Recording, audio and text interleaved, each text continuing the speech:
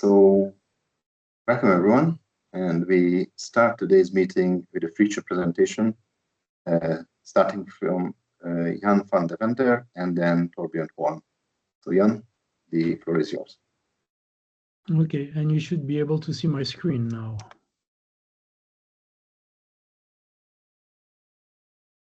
Yes. Not full screen, but yes. And then, no, not this yet. I have to find the right screen when you have too many screens. Just a second. Now, you see the slide? Yep. Okay, so I'll talk about the Arrowhead ecosystem. And I'll start this with saying that information is key. Anything we do, we need information, whether it's our body, our businesses, our interaction with other people, all is based on information. So information is key.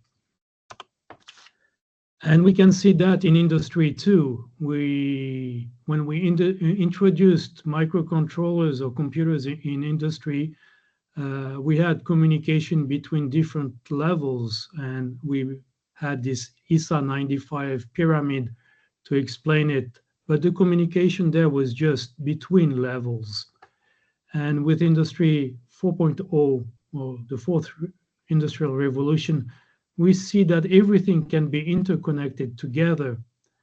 And sometimes what's not clear in that picture to me is how do they discover each other and how do they know who to talk to? But that's another problem maybe.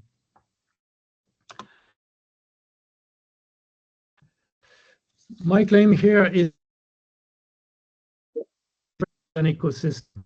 So we need to start to be picky about words. What is architecture? What is a framework? What is a standard?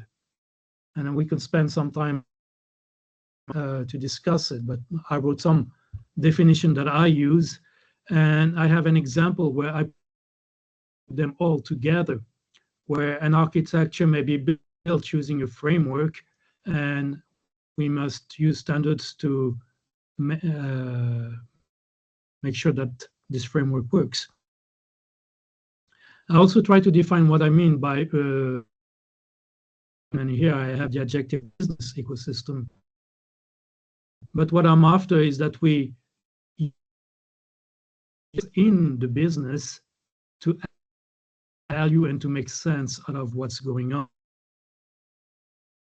And we'll see later on that this ties to the digital transformation. So the Arrowhead framework, you all know about it. It's a service-oriented architecture. The systems has to be developed independently, so there's a loose coupling between them, but they bind at runtime. They can be on different hosts, and to ensure a low latencies, service provider and service consumers talk directly to each other. And initially, if you start looking at the book, they talked about this security with a AAA system where they had authentication, accounting, and authorization all mixed together, but that has spread into different systems now. Another point that was interesting to see is that they talked a lot about software reuse. And this framework has been implemented in different ways. You have the reference implementation in Java, but you can also find some in Python, some in Go, some in C++. But this implementation of the concepts can be done differently. And here it depends on how you model those concepts. So the paradigms of the concepts make a big difference from my point of view, at least. And so my claim here is that the way you look at these systems and systems of systems will affect how your code runs. And it's really how you want to see the world. So I will present the work done with a paradigm of the systems, where all systems have the same structure. And I have this on the left. You can see that as a UML or a SysML diagram. A system, and I hope you can see my mouse there, has one software shell or husk, and each husk has one or more servers for different protocols. It has one or more assets, and each asset provides services, and each asset can consume services. And a system runs only on one device. So that's the structure. We can look at the use case diagram for behavioral models, where this box is your system. It has an asset where it can interact with. And then there's a technician, the only human in the picture, who will configure the system and might need to read some documentation. Other systems that we talk to consume or provide services to, a service registry system, an orchestrator, a certificate authority. All systems must use the same use cases except the yellow one, which is specific to the asset. Another behavioral diagram is this one in the middle, which is the activity diagram or the main loop, main function of the program, and all of them are the same. They instantiate the components of our system and starts running them concurrently until the program is finished. And here we can see that services are re-registered at regular intervals. The assets are being operated and the servers listen to request. And when this is ended by an external request, we gracefully deregister the services and shut down the systems. This implementation is done in Go, and what you saw in the previous picture is in the packages done in the same way. So the components have the devices, services, husk, assets, and system definitions, and you can see them on GitHub. The use cases are also described in the same way, and then we have some forms which are the schemas of the payload. That's for the library, and each system consists usually of two files, the system file, which is the husk, and a description of the asset. So you can, with this, create a new system for a new type of assets and yet use the same configuration files or code for something that was not known when it was written for. So it's quite fun to play with. And you can see here's an example of one of the system. It has a README file, the system file name, and then the asset being described. The reason this was done was for speed. One is knowledge transfer. How fast can we train somebody to deploy such systems, and how fast can we train a software engineer to develop a system?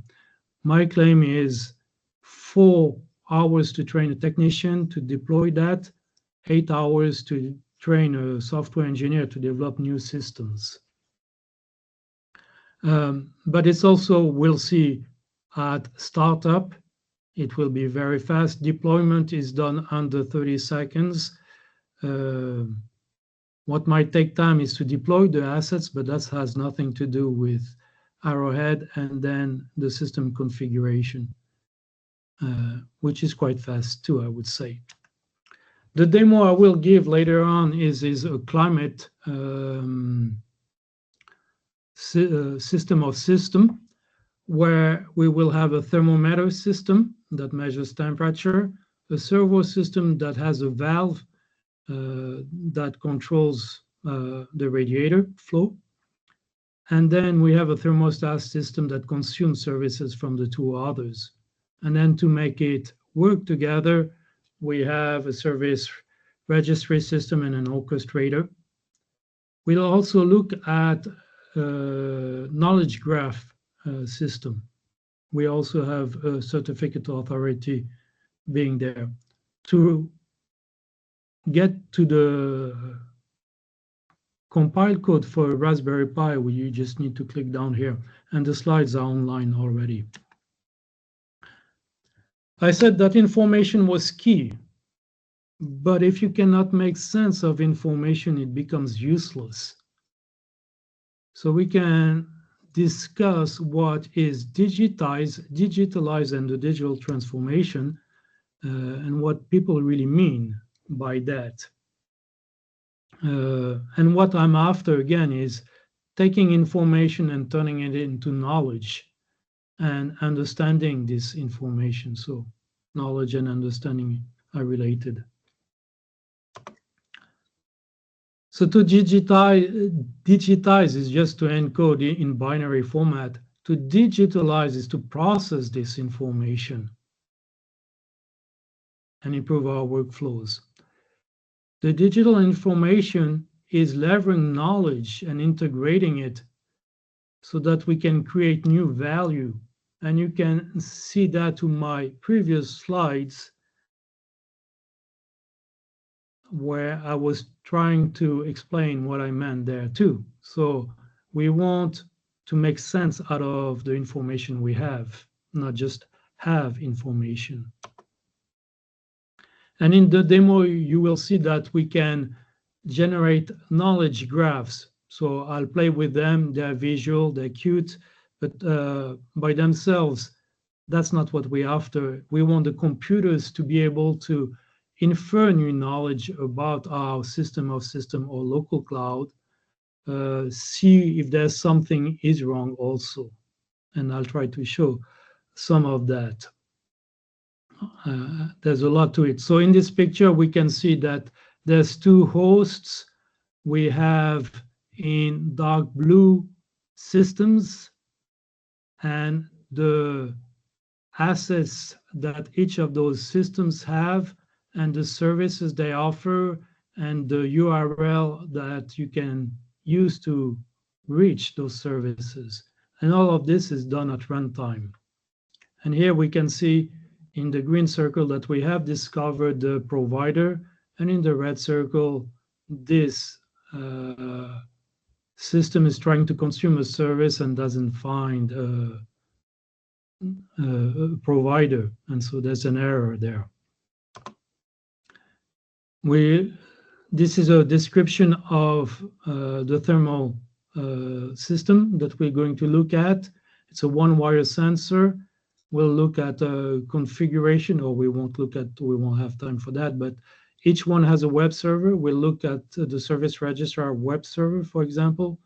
So this is done for documentation for the deployment technician.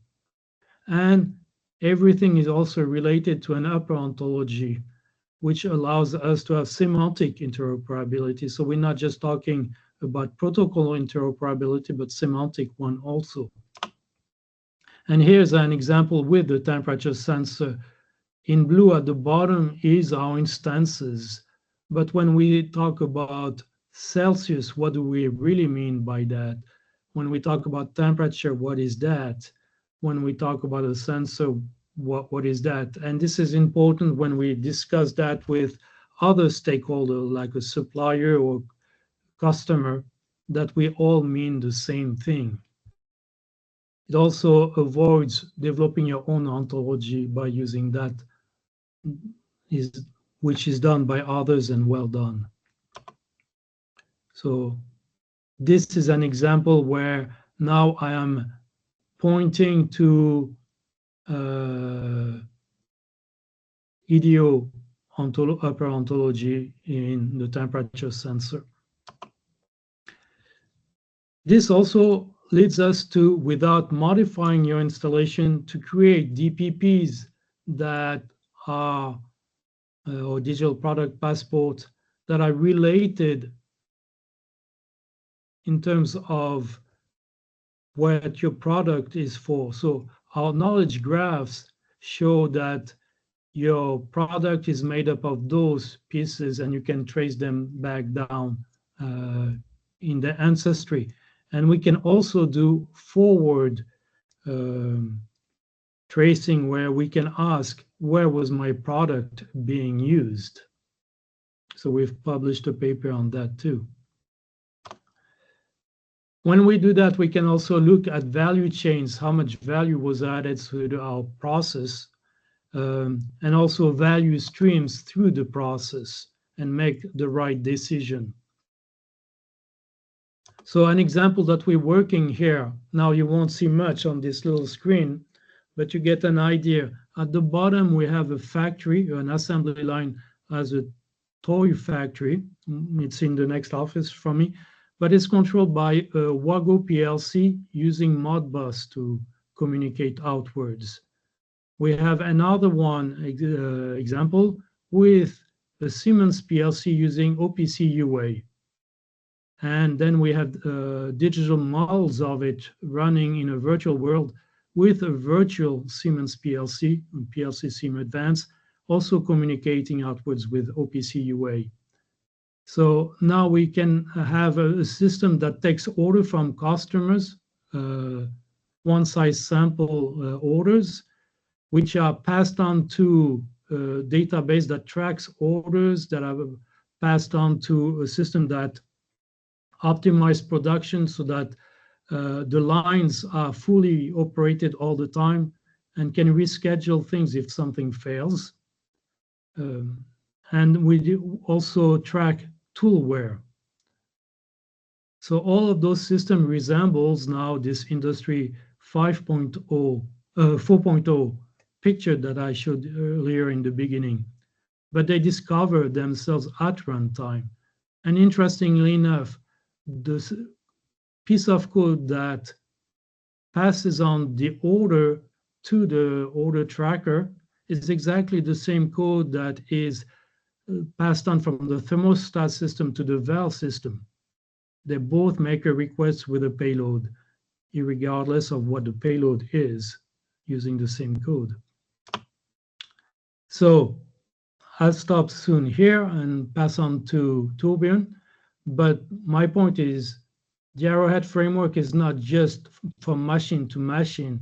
It's from different sections of businesses, from accounting to logistics, production, following the product and the product line or the production line.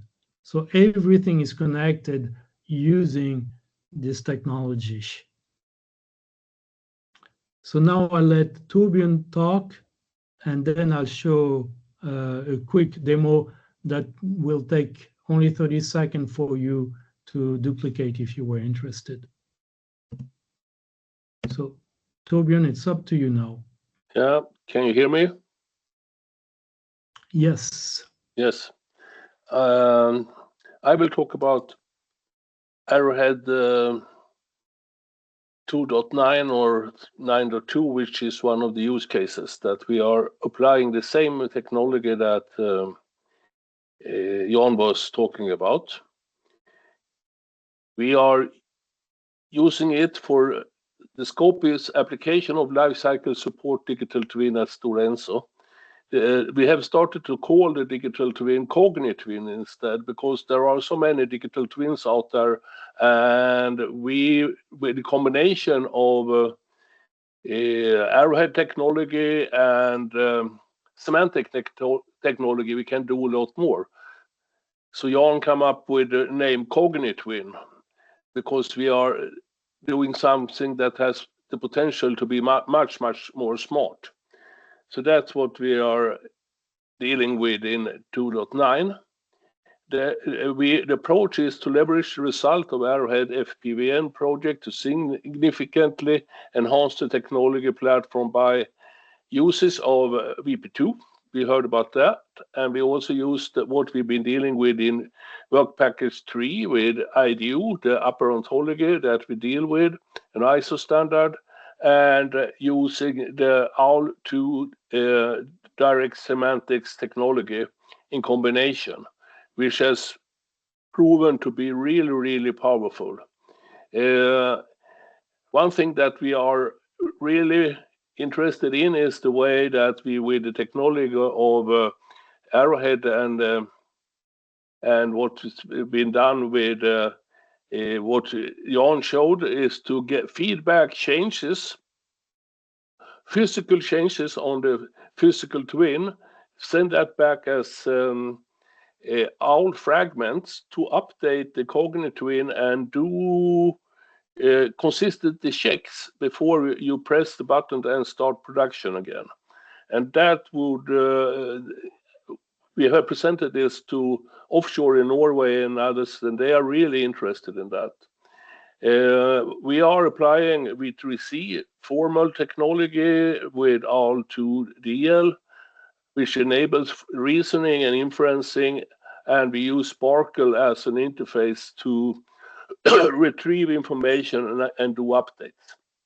One thing that's lately been we discovered or we have learned is that we can do SysML v2 with kernel and easily get that translated into an ISO 10333. That's a step core ontology, which is also based on IDO, which opens up very many more possibilities for this that is targeting process industry, but we can do a lot more with discrete manufacturing, automotive, aerospace, and defense, because they are heavily users of SysML v1, and we expect them to move to v2, and then we could do a lot more together like that.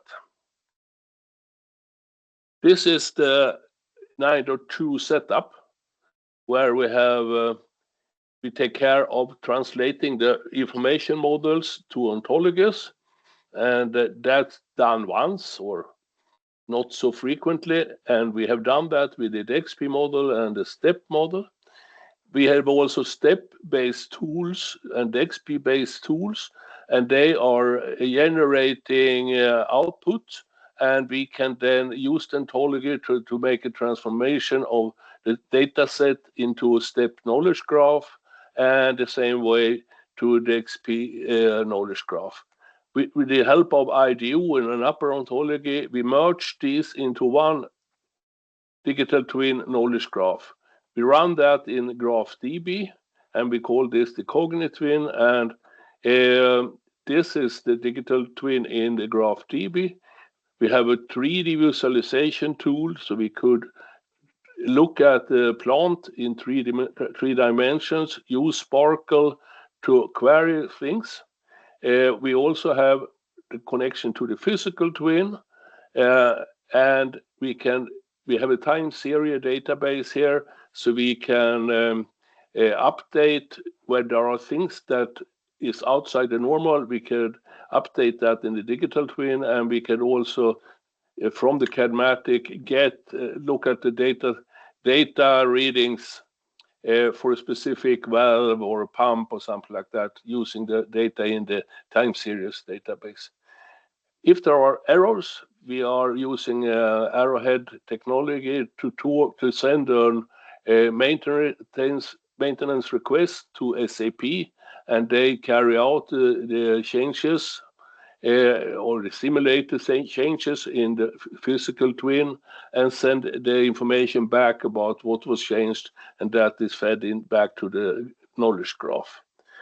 Just to go through a little bit, these things is done on using XMI exchange format from UML and SysML. So we take this and we translate that to OWL2DL, which is an ontology, using Copilot.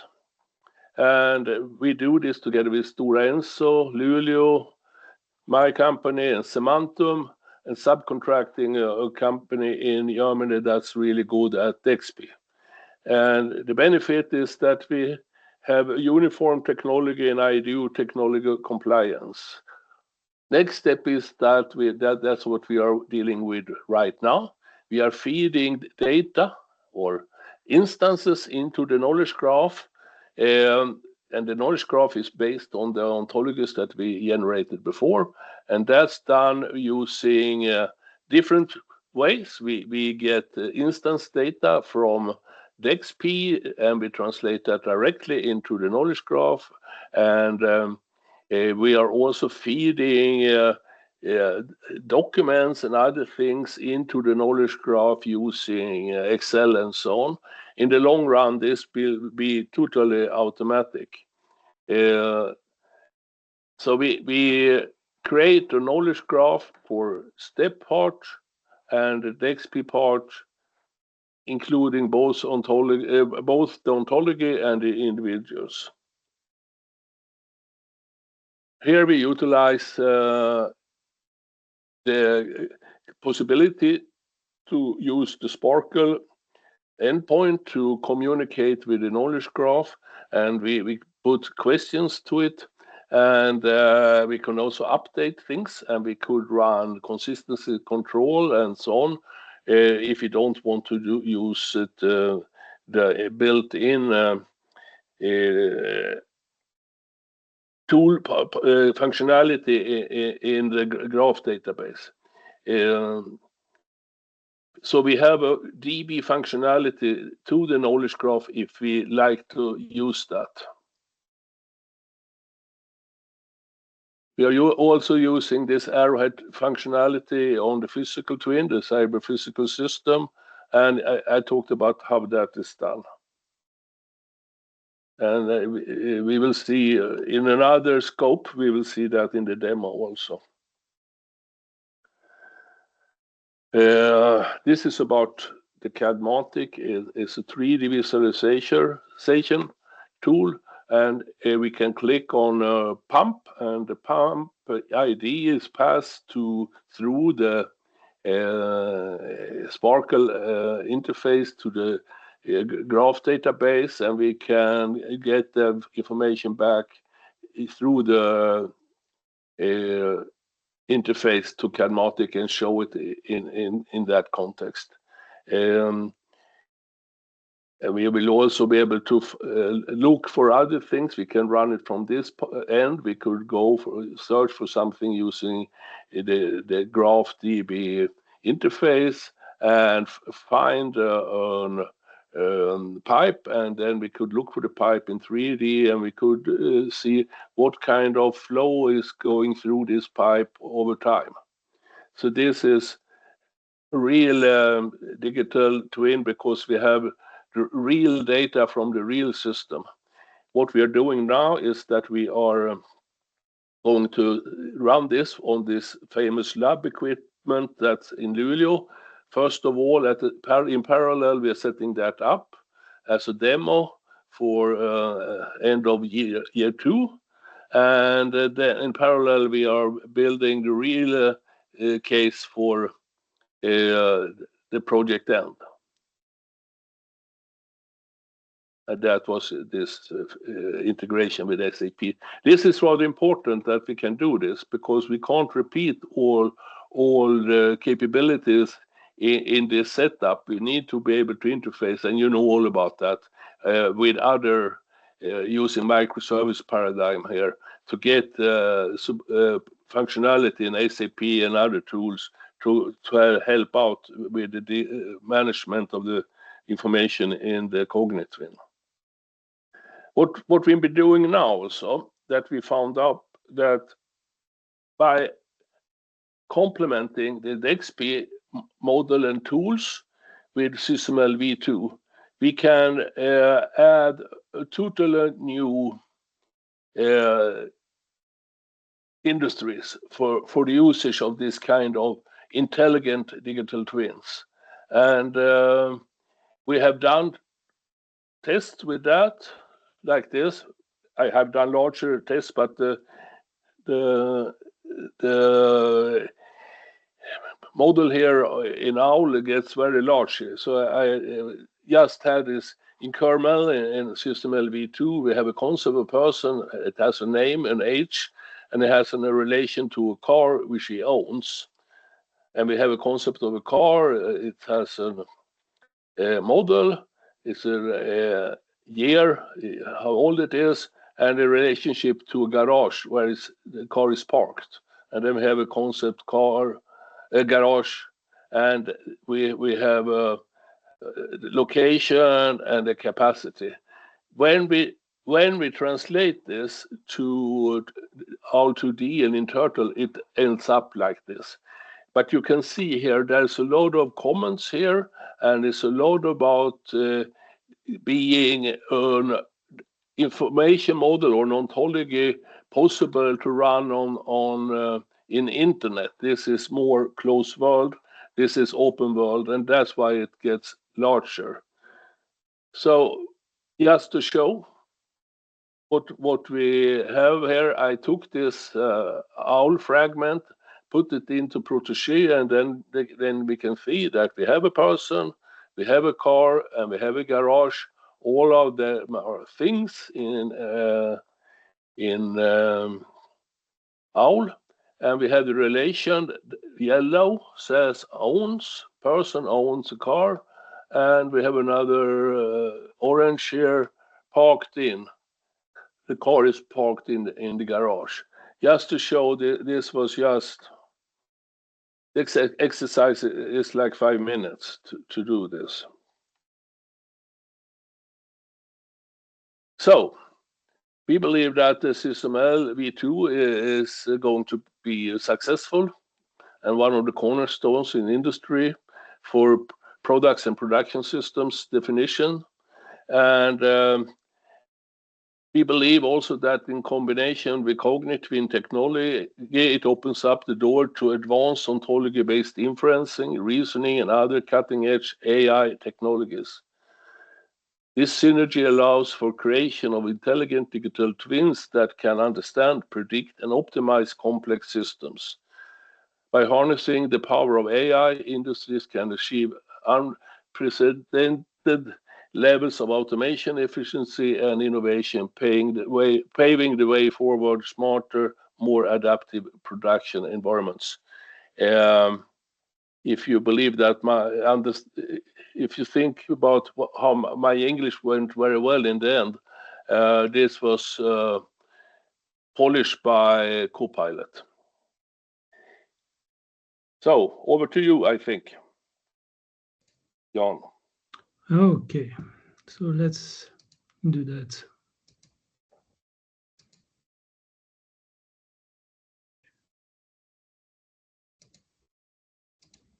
Okay, so now you should see my screen again. You see it? Yes, we do. Okay. So there's a repository on GitHub, and if you clone it with one level, it takes you 20 seconds, and then you get all those files, and this is what I will show you. This is to be run on a Raspberry Pi to show both that it functions on an edge device, and also it doesn't touch any security of somebody's own laptop. So I will log into that Raspberry Pi.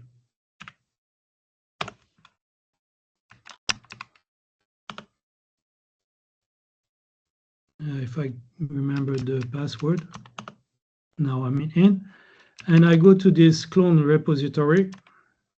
So this is something you can duplicate yourself if you want to. So it will go fast. CD,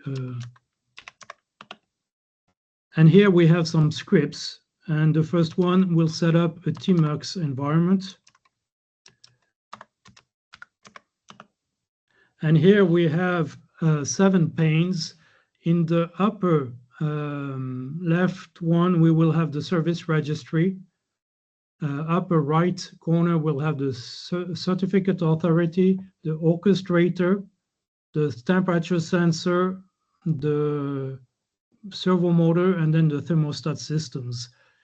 And there I will be inputting commands and starting all other system afterwards.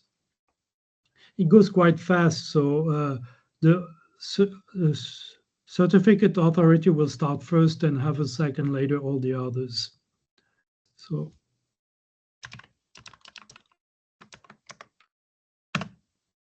and now they're all up and running and the services are registered. At the top, you'll see that it tells you that the server is available on this address, and all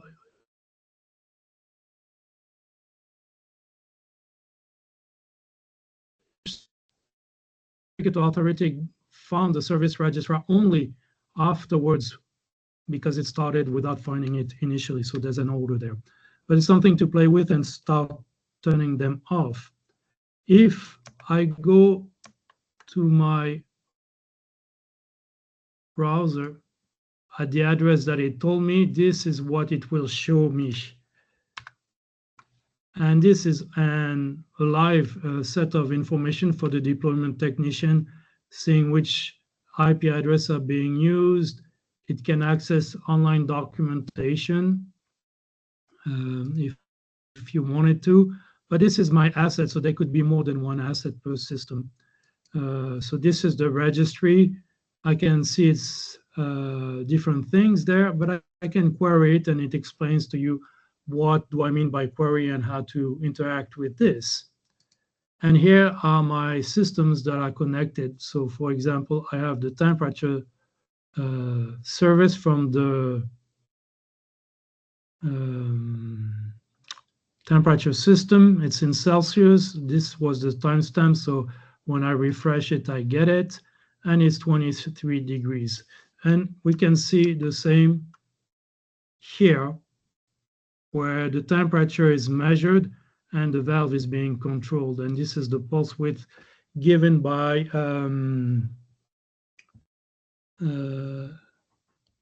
the valve system. I will put my thermometer in cold water now.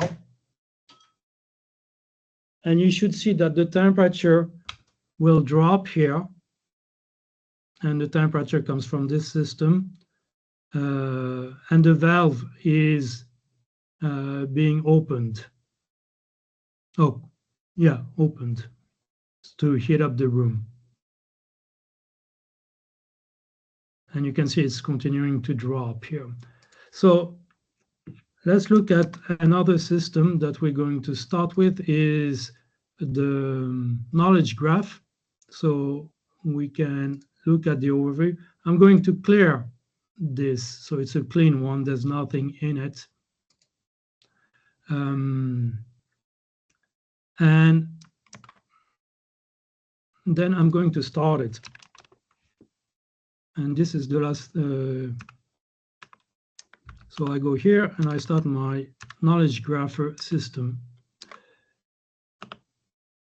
And in doing so, it registered its service here. And we should be able to see it in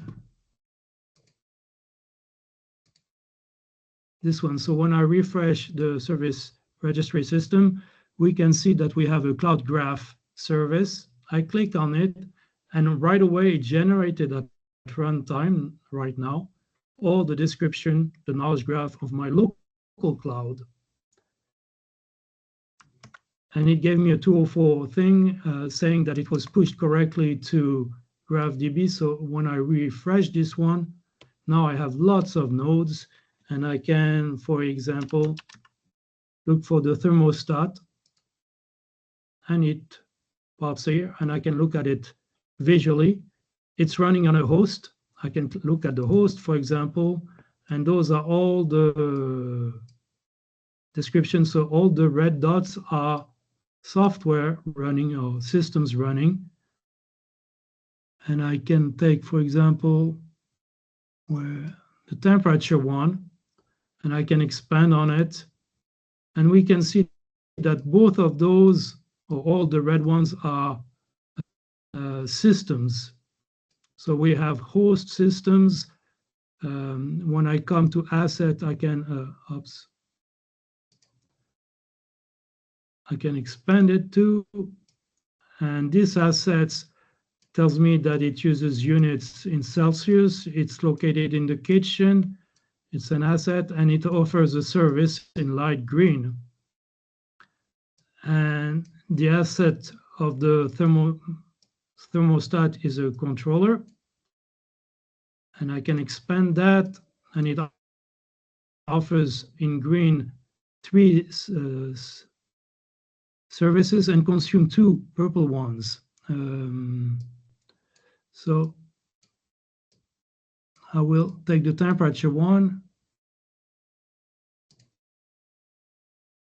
and you can see that it expands and they're related to each other. So at runtime, we can find relationships between the whole local cloud. So you got a demonstration of that.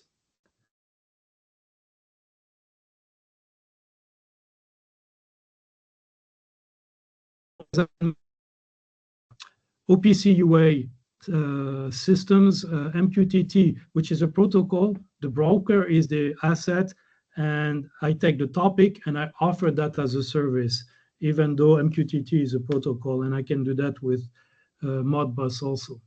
But I'll stop now because I'm over time. So it's up. I give you back to you, pal. Thank you.